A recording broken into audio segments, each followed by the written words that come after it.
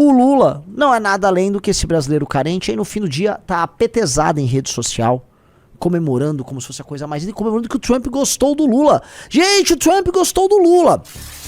Saída pela direita. Que semana ruim pra esquerda. Que momento estranho pra esquerda. E eu vou começar com essa foto aqui. Vamos começar com essa foto.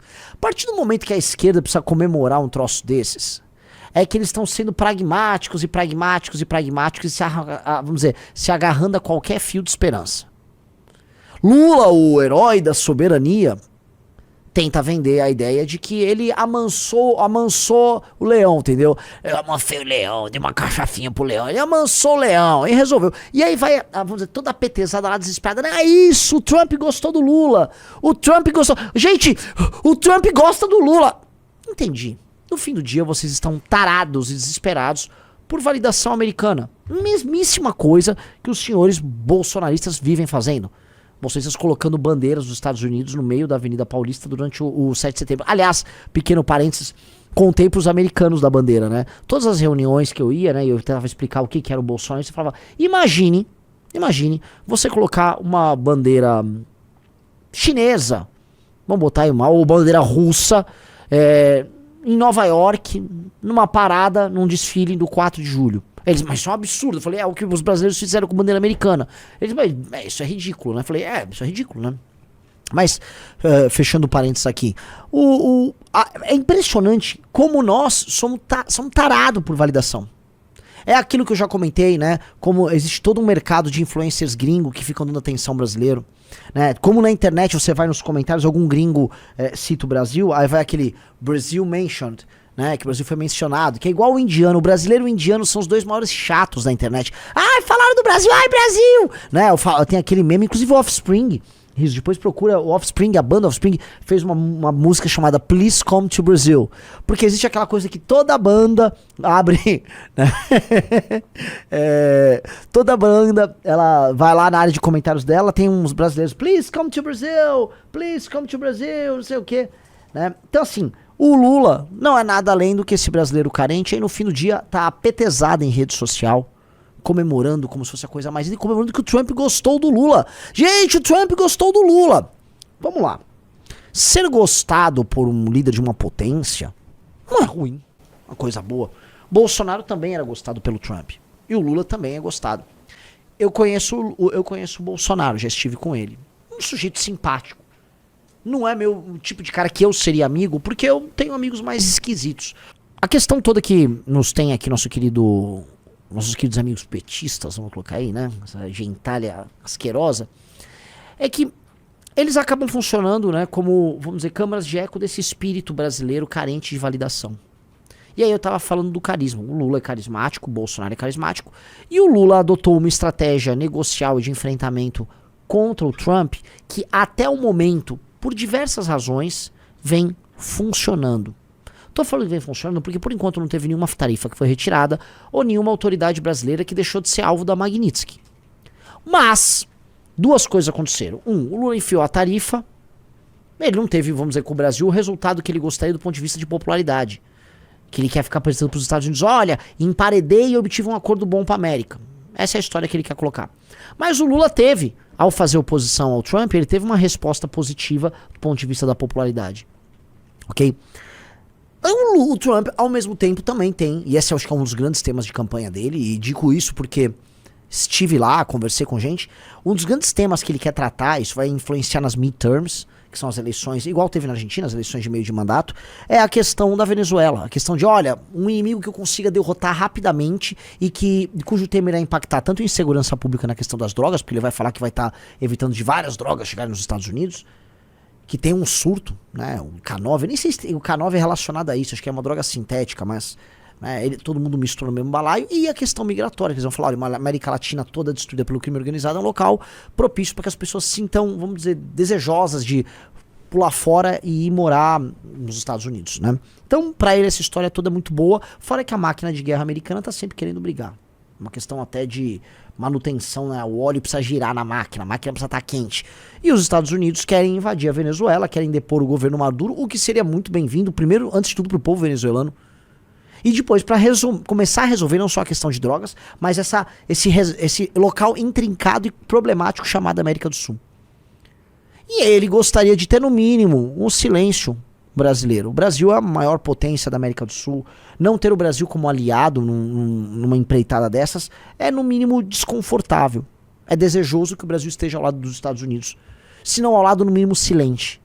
E também, obviamente, evitar o avanço logístico, empresarial e industrial da China na América do Sul, mormente no Brasil. O Trump precisa fazer isso e o Lula tá indo lá negociar. E aí, tá gostando deste conteúdo? Então aproveita este momento para curtir, comentar e compartilhar. Precisamos da sua ajuda e também da sua inscrição. Continue assistindo, que agora vem a melhor parte deste vídeo.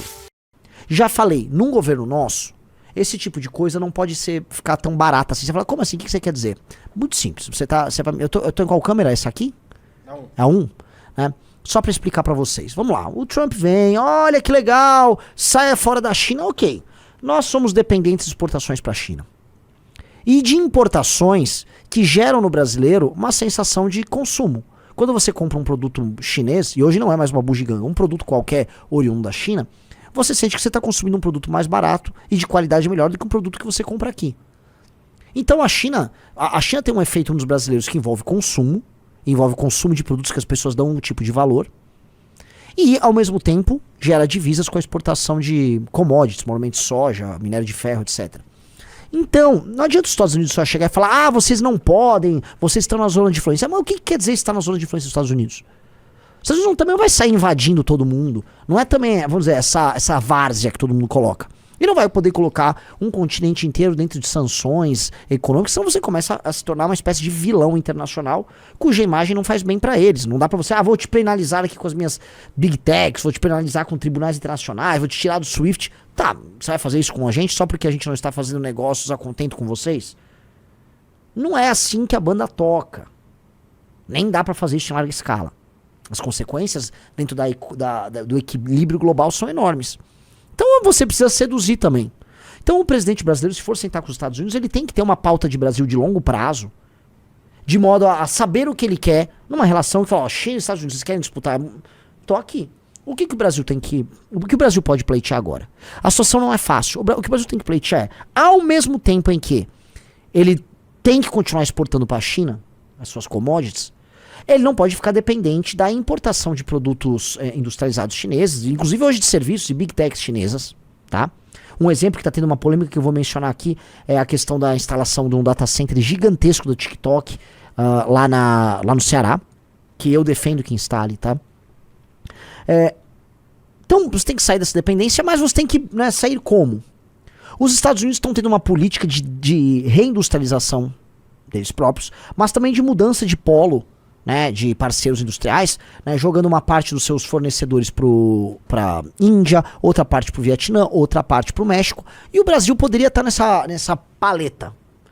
Se fosse eu o presidente, nessa negociação agora, eu estaria tratando no Brasil o seguinte: vamos fazer uma zona econômica especial, vamos testar. Fica essas discussões, CLT vale a pena, CLT não vale a pena, o nosso modelo de imposto vale a pena, o nosso modelo de imposto não vale a pena. Olha, vamos fazer uma zona econômica especial, ali com uma legislação especial, ultra competitiva, para que se instale fábricas ali e essas empresas agreguem a mão de obra nessa zona econômica especial. As pessoas vão trabalhar ali e os produtos que vão ser feitos ali serão exportados para os Estados Unidos.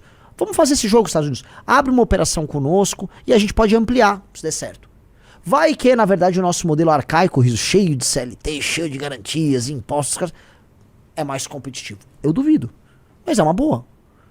Vamos fazer um desenho de uma zona econômica especial ali, focada na região Nordeste. Eu já falei pra vocês, focar operações dessa natureza do Nordeste não tem só um efeito econômico, existe um efeito político, que é uma externalidade, né, muito desejada ali, que é um efeito de geração de classe média, vamos dizer, diminuição da dependência daquelas pessoas da máquina estatal e, por consequência, diminuição do poder de impacto do centrão, inclusive das esquerdas, fazendo com que aqueles lugares comecem a votar de maneira similar ao que acontece no Centro-Sul.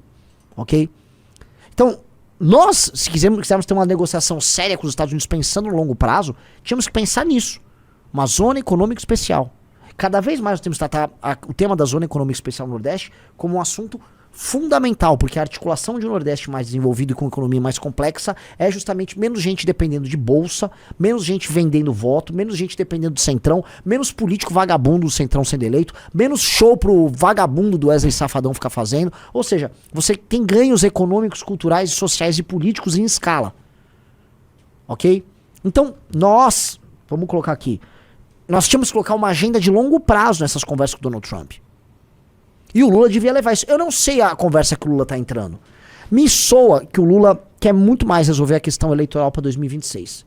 E o Lula tá numa posição porque para ele é confortável. Se ele continua brigando com o Trump, é ótimo. Porque ele tem um tema existencial para colocar ali na mesa. Sou o candidato defendendo a soberania do Brasil, enfrentando o Trump, né? E ainda, acima de tudo, ele tem um bode expiatório para que, diante de uma crise econômica ou um problema econômico que surge, ele vire e fale, viu? Fomos sabotados pelo americano. Do outro lado, se ele consegue um acordo bom com o Donald Trump, e ele pode conseguir um acordo de diversas naturezas, ele pode, né, olha só, venci, eu sou o adulto na sala. Então pro Lula, ele ganha nas duas situações. Ele pode ganhar mais ou ele pode ganhar menos. Então ele tá numa posição confortável. E aí nisso, né, pra falar o vídeo bizarro lá que o Thiago Patriota, um dos seres mais bizarros da internet, colocou, né? Ele estava confortável até no gestual. Não que o Trump não estivesse confortável. A real é o seguinte, né, veja só, Thiago, esse perfil é um dos maiores, um dos perfis mais bizarros da internet brasileira.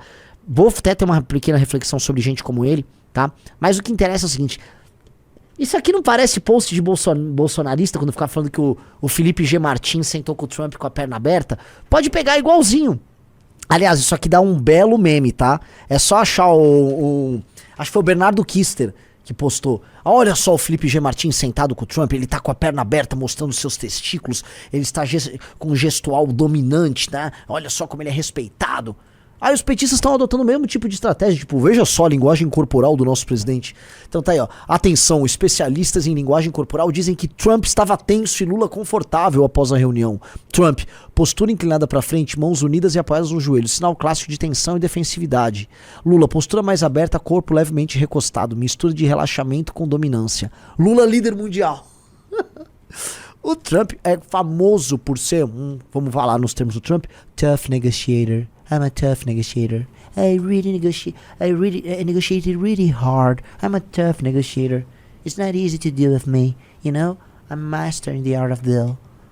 Gostou deste corte? Então se inscreva no canal Saída pela Direita e acompanhe mais vídeos como este. Não esqueça do like e contribua deixando sua opinião sobre esse tema nos comentários. A sua participação faz diferença.